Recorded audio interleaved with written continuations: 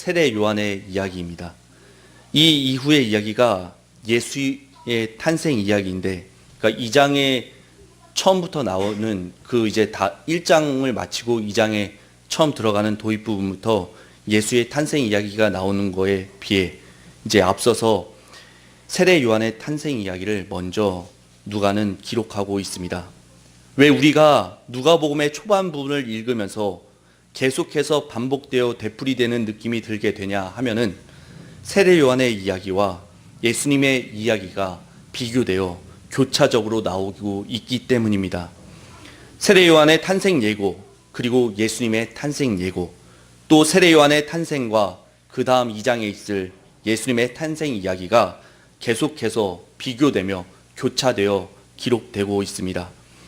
누가복음의 저자인 누가가 이러한 구조로 글을 쓰고 있는 이유는 예수님만이 복음이시다라는 것을 독자들에게 강하게 말하기 위함이었습니다. 제가 이러한 말씀을 지난 시간 드린 적이 있습니다. 당대의 독자들, 그러니까 지금 현재 성경을 보고 있는 우리들 외에 그 당시 예수님 당시의 독자들은 처음 그리스도를 믿기 시작한 그 유대 사람들과 헬라 문명의 사람들 중, 그러니까 그 어떠한 사람들은 세례 요한이 구약에서 말하고 있는 그 예언되고 있는 메시아로 이해하고 있는 자들이 있었다는 것입니다. 그렇기 때문에 누가는 그 자신의 글인 누가복음에서 이러한 구조로 세례 요한과 예수님을 강하게 비교할 수밖에 없었습니다. 그렇다면 오늘 이야기 내용으로 돌아와서 말씀의 앞부분을 살펴보면은 세례 요한이 출산되고 있는 내용이 그려지고 있습니다. 57절에서 요한의 어머니 엘리사벳은 나이가 많은 불임된 여성입니다. 구약에서 우리가 알듯이 아브라함의 아내, 그러니까 사레가 같은 상황에서 하나님의 이적으로 아이를 출산하게 되지 않습니까? 그것과 마찬가지로 오늘 엘리사벳 또한 불임된 여성으로서 하나님의 이적으로 잉태되었습니다. 그 기쁨은 이로 말할 수 없었을 것입니다. 왜 이러한 상황에서 아이를 가질 수밖에 없었을까요? 요한도 그냥 보통의 아이들처럼 평범하게 태어난다면 안 되는 것이었을까요? 하나님의 계획하심과 그 이유는 이렇습니다. 이러한 극적인 상황들이 태어날 아이가 평범한 아이가 아님을 나타내고 그리기 위하신 계획이셨던 것입니다.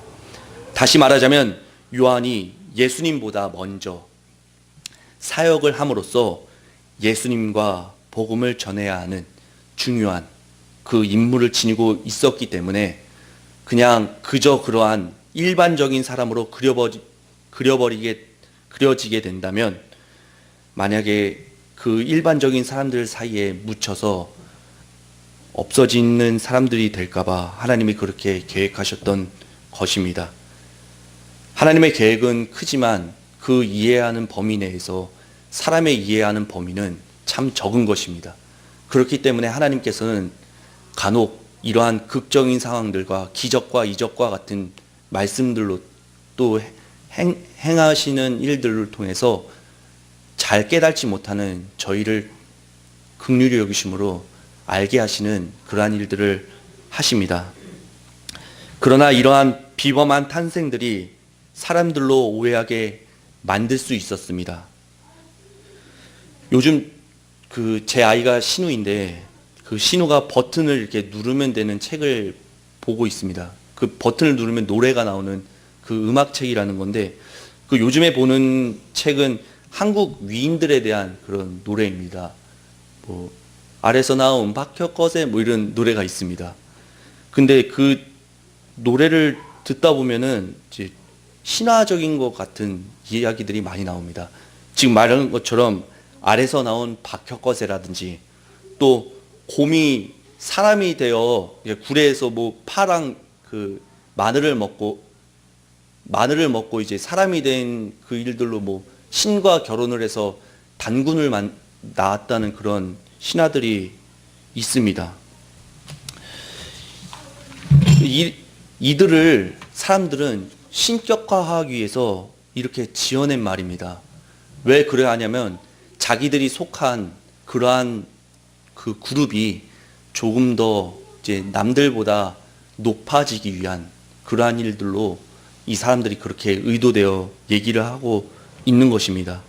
과학이 발달된 요즘 이러한 허무맹랑한 이야기를 믿을 사람은 없을 것입니다.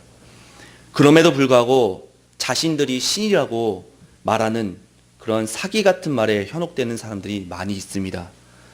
이 중에는 다수의 신자들도 포함되는 그러한 불상사도 있습니다. 왜 그러냐면 그들은 복음을 오해하거나 잘 모르기 때문에 이러한 결과가 나타나는 것입니다. 오늘 본문인 57절의 말씀 중에 요한이 해산할 기한이 차서 태어났다고 말하고 있습니다.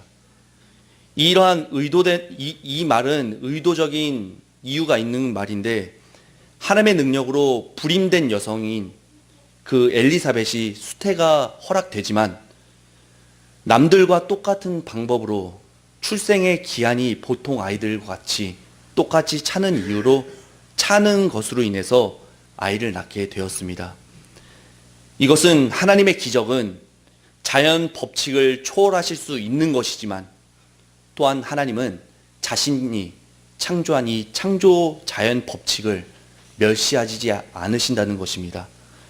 예수님의 기적들은 복음을 전하기 위한 것으로 쓰여지고 있습니다. 하지만 그 기적들은 대부분, 아니 모두 다 부수적인 것이지 그 기적들을 목적으로 하지 않습니다. 오직 목적은 우리를 구원하시기 위한, 우리를 이해시키시기 위한 하나님의 놀라우신 긍휼하신 계획 안에서 이러한 것들이 일어납니다. 그러나 사람들은 기적을 통해서 그 드러내려고 하는 그 복음, 그것을 중요시 여기기보다는 자신들의 충족을 위한 것으로 먼저 목표로 삼을 때가 대부분입니다. 당장 지금의 현실적인 효과인 것에만 매달립니다. 그렇기 때문에 교회 안에도 참 많은 무리들이 다른 길로 걸어가는 안타까운 현실들이 있을 수도 있습니다. 저도 어릴 때 이러한 일들을 해보았습니다. 공부도 하나도 안 하고 시험날 시험 잘 보게 해주세요. 이렇게 기도해 본 적이 있습니다. 물론 이러한 일들이 하나님의 능력으로 능히 나타날 수도 있습니다. 하지만 하나님은 이러한 기도를 들으시지는 않습니다. 물론 들으시기도 하지만 대부분은 들으시지 않습니다. 왜 그러하냐면 그러한 기도를 통하여서 구원받는 것에 이제 우리가 별로 보탬이 되지 않기 때문입니다. 우리의 삶에는 기적과도 같은 일들이 많이 생겨날 수 있습니다. 하지만 신앙인의 삶에 나타나는 그 모든 것은 복음과 관련되어 있지 예수님의 기적과 다이렉트로, 그러니까 직접적으로 연결되지는 않습니다. 우리의 생각 구조는 복음과 구원과 밀접하게 연결되어야 합니다. 하나님께서 모든 일들을 통해서 나 한 사람을 구원하시기 위해서 그 기적과 이적들을 사용하시기 때문입니다. 이제 이야기는 더 전개되어 우리는 다음 장면을 보게 됩니다. 온 친족들이 함께 기뻐하는 가운데 세례 요한이 출생한 그 배경 속에서 요한이 사가랴와 엘리사벳이 동일한 뜻으로 그 아이를 요한이라고 이름 짓는 장면을 보게 됩니다. 그 요한과 사가랴와 엘리사벳을 제외한 나머지 친족들은 한 뜻으로 아이의 이름을 아버지의 이름을 따라서 사가랴라고 하자고 제안을 합니다. 이것은 당대의 유대 사회는 보편적인 것이었습니다. 자기의 친족들의 이름 중에 하나를 따서 아이에게 전해주는 것이 원래는 보편적인 일이었습니다. 하지만 오늘 말씀과 같이 사가랴와 엘리사벳은 그렇게 하지 않고 요한이라고 지으려고 합니다. 왜 그런 것이었을까요? 우리가 1장의 말씀들을 그 요한의 요한을 낳을 것이라는 천사의 그러한 고지가 있을 때 이제 그때 하나님께서 이 아이의 이름을 요한이라고 지으라고 명령하신 것을 사가랴와 엘리사벳은 마음에 두고 있었기 때문입니다. 이렇게 이름을 요한이라고 지은 이유는 두 부부는 하나님의 계시가 있었고 하나님의 계획과 은혜 속에 아이가 태어났다는 것을 믿었기 때문입니다. 장차 아이에게 있을 하나님의 계획하심을 사가랴와 엘리사벳은 알았습니다. 그리고 그들에게는 막중한 책임이 있었습니다. 자녀를 하나님의 계획하심 속에서 자라나게 하는 것, 그것이 그들에게는 책임이었습니다. 모든 성도는 이러한 계획 속에서 자녀를 양육해 나갈 것을 책임지고 있습니다. 성경의 신명기 32장 46절은 이것에 대해서 이렇게 증언합니다. 그들에게 이르되 내가 오늘 너희에게 증언한 모든 말을 너희 마음에 두고 너희 자녀에게 명령하여 이 율법의 모든 말씀을 지켜 행하게 하라. 성도로서 부모가 된 사람은 모두 이러한 책임이 있습니다. 하나님의 뜻을 지키게 하는 사람으로 자녀를 양육시키는 것, 그것이 바로 우리 모두의 부모된 성도의 책임이라고 할 수 있습니다. 요한을 예수님의 앞길에 예배하는 자로서 계획된 사람이라는 것을 엘리사벳과 사가랴는 알았고, 요한의 부모가 양육한 것, 그것처럼 우리 또한 성경이 성도에게 요구하는 자녀를 하나님의 뜻을 마음에 새기며 살아가는 자로서 자녀를 양육해야 할 그러한 책임과 의무가 우리에게는 있는 것입니다. 엘리사벳과 사가랴는 알았을 것입니다. 요한의 출생의 배경을 통해서 예수님을 자신의 뜻대로가 아닌 하나님의 뜻대로 키워나가야 한다는 것을 그들의 심중 깊이 그들은 새겼을 것입니다. 왜냐하면 성경에서 시편의 기자가 127편 3절을 통해서 말하는 바와 같이 자녀는 하나님이 주신 기업이기 때문입니다. 이제 사가랴와 엘리사벳은 하나님의 사자의 말대로 아이의 이름을 요한이라고 하였습니다. 그러자 사가랴는 자신의 불신의 죄를 통해서 얻게 된 말 못하는 그 벌에서 풀려나게 됩니다.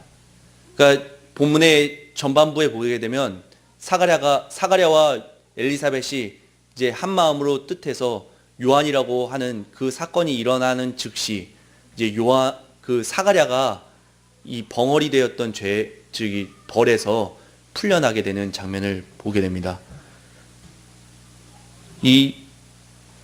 그리고 곧바로 그는 하나님을 찬송하게 되고 이 모든 말을 듣고 사람들은 두려워합니다. 이 모든 일들이 세례 요한의 출생을, 그러니까 세례 요한이 우연적이거나 일상적인 방법으로가 아닌 오직 하나님의 계획하심 속에서, 그러니까 그 뜻하신 바가 있기 때문에 태어난 사람이라는 것을 뒷받침하기 위해 이러한 일들이 일어난 것입니다.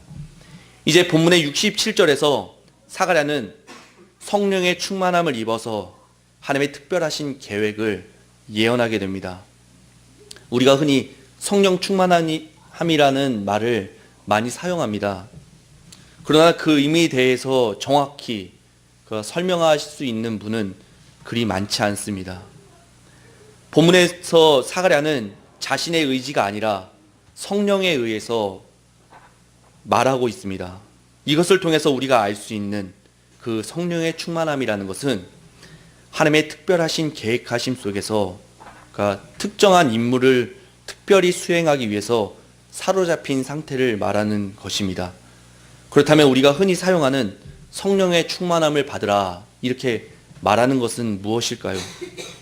그 본문의 사가랴의 성령의 충만함은 우리의 노력이나 애쓰는 것을 통해서 성령이 충만하여진 것이 아니라는 것을 우리는 알 수가 있습니다. 왜냐하면 그가 무엇을 해서가 아니라 하나님께서 그를 사로잡으셨기 때문에 사가랴가 자신도 알지 못하는 그 가운데 하나님의 예언을 말하고 있는 것이기 때문입니다. 그렇다면 성령 충만함을 받는 말은 무엇일까요? 이 말의 근거는 아마 에베소서의 말씀에서 바울이 말하는 것 같이 비롯된 것이라고 생각합니다. 사도 바울은 에베소서 5장 18절에서 성령의 충만함을 받으라고 명령하고 있습니다. 술 취하지 말라. 이는 방탕한 것이니 오직 성령의 충만을 받으라. 여기서 두 개의 명령이 나옵니다. 술 취하지 말 것과 성령 충만함을 받을 것. 이 두 가지의 명령입니다. 여기서 둘은 정말 이질감이 느껴질 만큼 맞지 않는 말 같은데 왜 바울이 그 술 취하는 것과 성령 충만함을 이렇게 쓰게 되었을까요? 술 취함이라는 것은 방탕한 것입니다. 방탕이라는 말은 이 당시 에베소 지역에서 이제 그 지역에서 섬기고 있던 그 디오니수스라는 그 신이 있었습니다. 이 신을 섬기는 그 지역 사회의 시민들이 그 종교 의식으로 어떠한 일들을 했냐면 그 술 취하는 것이 바로 신의 계시를 받는다고 여겨서 이 사람들을 술이 많이 마시는 그런 행위들을 하고 있었습니다. 그것을 이제 바울이 말하고 있는 것입니다.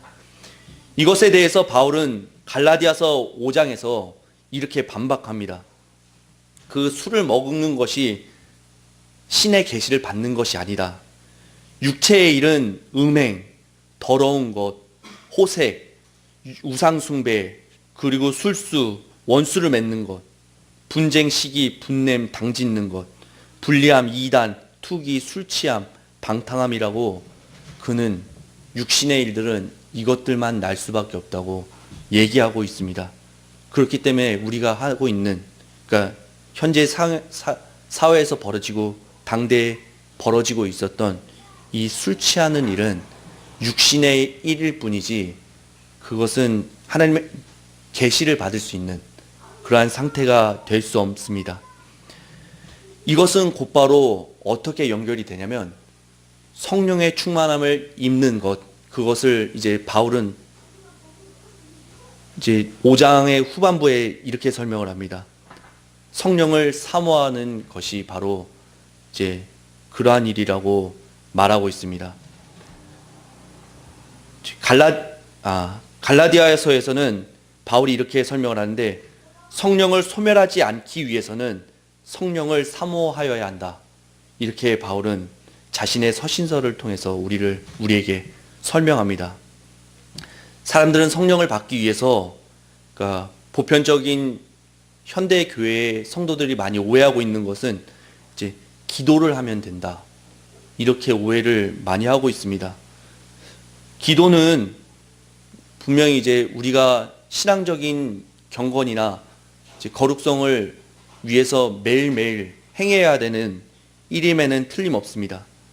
하지만 기도라는 것으로 인해서 그 어떠한 실수에 빠지게 되냐 하면 기도 만능주의에 빠지게 됩니다. 우리가 기도하면 모든 것이 이루어질 수 있다. 이러한 잘못된 오해를 하는 경우를 종종 볼 수 있습니다. 기도란 우리로서 되는 것이 아니라 오직 하나님만 하실 수 일입니다. 이렇게 인정하는 행위입니다. 나로서는 절대 할 수 없습니다. 이렇게 인정하고 도와주십시오 하는 이러한 마음인 것입니다. 오직 하나님만이 하실 수 있는 일이라는 것을 인정하는 그러한 겸손한 우리의 태도인 것입니다. 그러니 성령 그 충만함에 있어 우리가 할 수 있는 일은 사실적으로는 없는 일입니다. 하지만 우리가 할 수 있는 일이라고 한다면 바울이 말하는 것과 같이 성령을 사모하는 것, 그것만이 오직 우리가 성령의 충만함을 입을 수 있는 그러한 방법이 아닌가, 이렇게 저는 생각해 보았습니다. 이렇게 겸손하게 우리의 마음을 하나님의 앞에 조아리며 성령의 충만함으로 삶을 살 것을 원하는 것, 그것을 사모하는 마음, 그것이 저는 최선이 아닌가 생각해 보았습니다. 이제 다음으로 이어지는 사가랴의 예언은 요한에 대한 것이기보다는, 요한에 대한 이야기도 부분적으로 있지만은 대부분이 예수님에 관한 복음에 대한 이야기였습니다. 그 후반부에 이제 오늘의 본문의 후반부의 말씀들을 쭉 읽다 보면은 대부분이 그러니까 우리가 어떠한 상태에 놓여 있지만 하나님께서 이렇게 하고 계신다. 이러한 내용임을 우리가 본문을 쭉 읽다 보면은 알 수 있습니다. 그것은 마리아를 통해서 이 땅에 오시는 분인 예수님에 대한 것입니다. 사가랴는 성령의 충만함을 통해서 하나님의 약속하심이 어떻게 신실하게 성취되어 가는가를 보았습니다. 그리고 그것을 말하고 있습니다. 그 시작이 바로 말라기 4장 5절에서 예언되고 있는 엘리야를 보내신다는 말씀인 세례 요한의 출생으로 시작되고 있다고 누가복음 1장은 말하고 있는 것입니다. 말라기서 4장 5절을 잠시 찾아보겠습니다. 구약의 맨 뒤에 있습니다. 마지막 장입니다.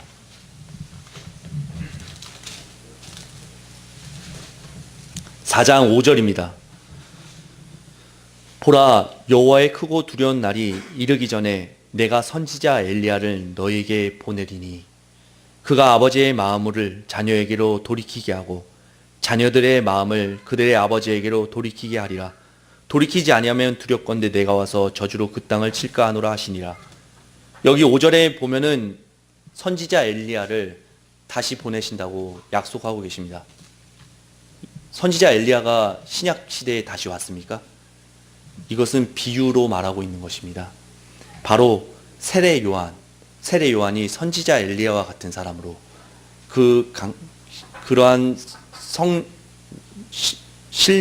그러한 마음을 가지고 이 땅에 오는 그 상태를 우리에게 설명하는 것입니다.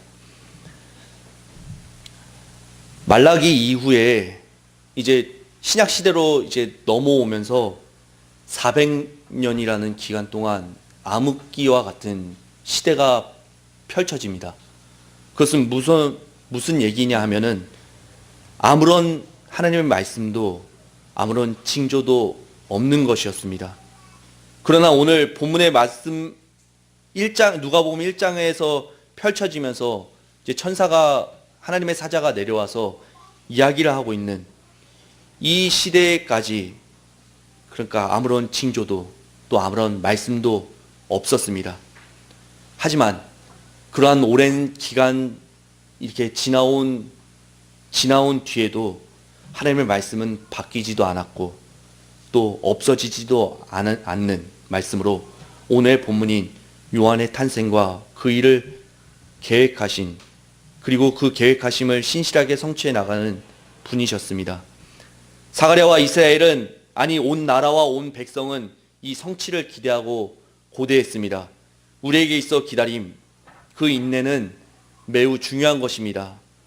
성도는 아무것도 보이지 않는 것과 같은 이러한 상황과 증거가 나타나지 않는 것 같은 이러한 속에서도 우리는 늘 기다림과 인내함으로 신앙을 지켜나가야 합니다.